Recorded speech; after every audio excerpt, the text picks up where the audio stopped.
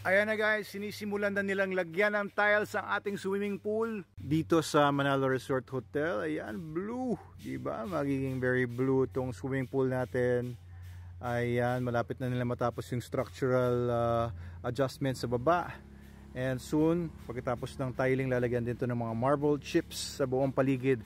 Ang ganda ng mga gumamela natin, oh guys, no? Pulang-pula, galit na galit ang pagkapula.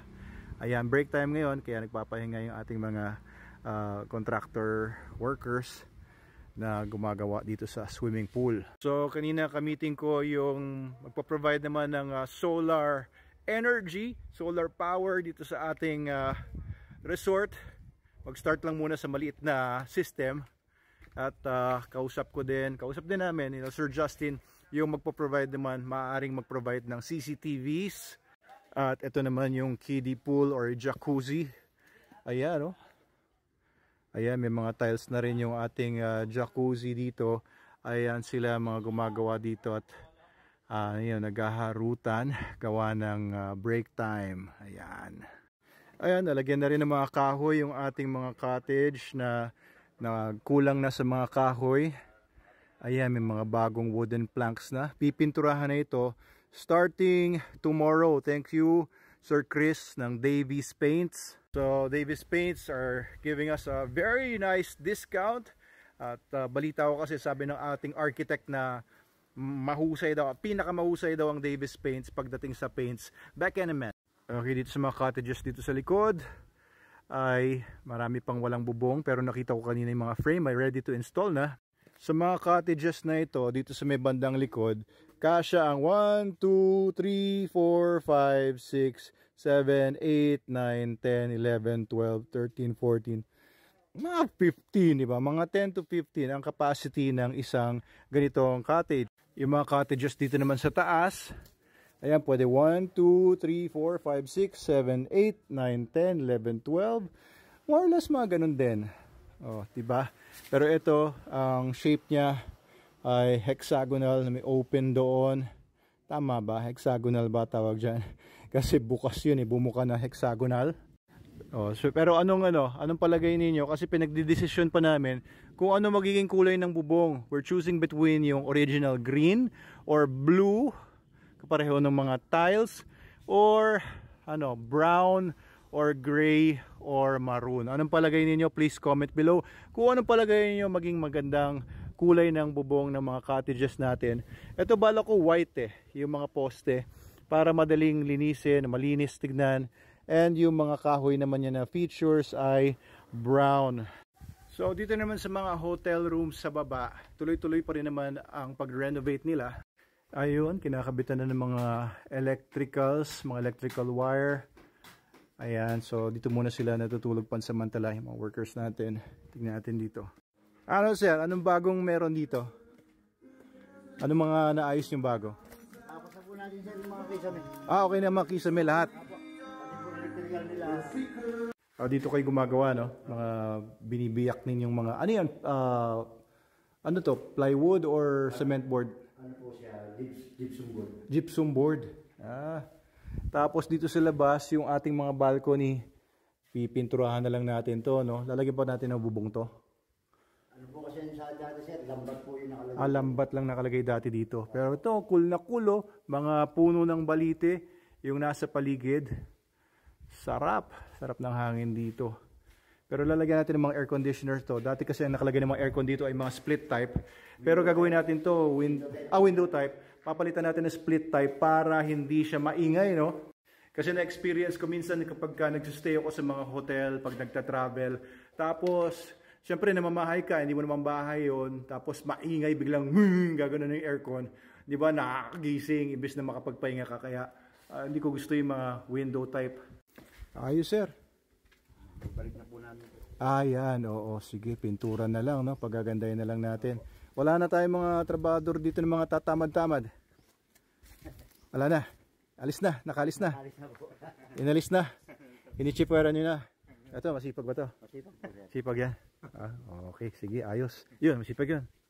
Masipag po. Ayos. Kahapon kasi meron kaming nahuli. Si Mrs. si Snooki nahuli niya, isang pintor. Imbes na nagpipinta, no, gumagawa ng cruise. Ewan ko, pari yata yun eh. Pari yata yung gumagawa ng cruise kahapon eh, no? Oo, kaya pinaalis namin. Eh, syempre, hindi naman siya nandito para magpalayas ng mga demonyo. O, basta guys, no? Ayan na. March 15, 10 days to go. Isa sa mga gustong-gusto kong features dito yung malalaki nating mga rubber trees. Dito tingnan nyo, at saka sa kabila. Ayan, no, rubber trees. Grabe, ang gaganda, di ba? So these rubber trees, maganda, parang balite siya. Family siya ng mga fig trees. Yung mga ugat niya, tingnan nyo, nagiging mga puno din. And kinakapitan niya yung mga bato or yung lupa sa ilalim niya. Kaya hindi nag-erode. Kasi pag malakas ang hangin, laging malakas ang hangin dito, yung mga puno na to, standing tall pa rin kahit na malakas ang hangin. Ay, nagbabalikan na sila. Tapos na ang break time.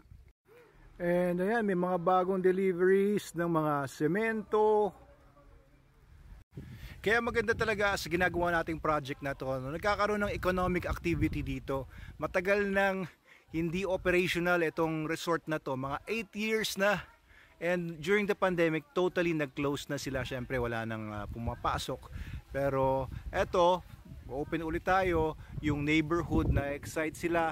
Nagtuwa yung mga tiga Binangonan dahil magkakaroon ulit ng maraming pupunta dito and nagkakatrabaho yung maraming mga tao within the vicinity. Siyempre, mga business ventures, no? Yung mga taong pupunta dito, baka bumili ng mga kung anong gamit sa labas, or yung mga tricycle drivers dito, magkakaroon ngayon ng mas maraming pasada, gawa ng taas-baba yung mga tao from the highway. So, it's very good for economy, no? Kaya, pumasyal na po kayo dito sa Binangonan, sa Mahabang Parang, Manalo Resort Hotel, at magkakaroon po kayo ng magagandang mga memories with your family and friends dito. Ayan si Jepoy, siya na ang gwardiya dito. So, wala nang nag-aalaga ng mga aso ko sa bahay, si Logan at saka si Lagerta. Ako na nag-aalaga sa kanila, nagpapakain. Eh, ino-overfeed ko sila nung mga ilang araw. Medyo lumambot yung poops ni Logan, pero okay na ulit ngayon. Ayan, masaya ka ba dito, Jepoy? Happy sir, happy. Happy? Ayos. Magtrabaho na magandang paligid. Yeah, maganda daw ang paligid kaya masarap magtrabaho. Invite mo naman sila dito sa Manalo Resort. Okay po. Sa lahat po ng subscriber ni Doc Abel at mga fans po ni Doc Abel, iniimbitahan po namin kayo sa darating na March 15, grand opening po ng Manalo K9 Resort Hotel. Yan si Jepoy. Okay.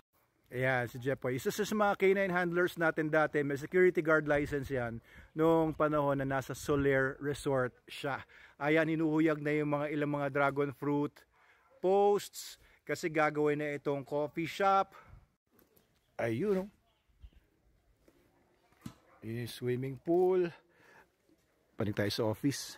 Ayan, may nag-a-apply na dito. Ano ina-applyan mo, sir? Ganito, sir. Yun. Oo. Oo, nating tao yan. Ayan si Sir Greg. Uy, baka yun ang gawing logo natin, no? Ginagawa ni Sir Jukes. O bakit may chalice nga? Sir Jukes, sabi ko, shape na ng chalice yung kanina. Hindi ko sinabing lagyan mo ng chalice. Ayun, yung ginagawa ni Sir Jukes yung logo ng Manalo Resort Hotel. Tingnan natin kung ano itsura ng mga offices ngayon dito. Ayun, oh, sila Miss Mikay, Miss Steph, Sir Jason, Sir Justin. Okay na kayo sa office nyo? Hindi pa? Wala pang aircon? Oh, pero malamig, no? Okay naman na hangin eh. Ayan, dito naman sila Miss... Sino to na dito? Si Miss Becca, si Miss Laurelyn Tupas. Ayan. So, ito po ang offices natin ngayon. Ayan. So, may aircon na rin naman dito. Hindi lang nila inoon kasi malamig naman. Mahangin.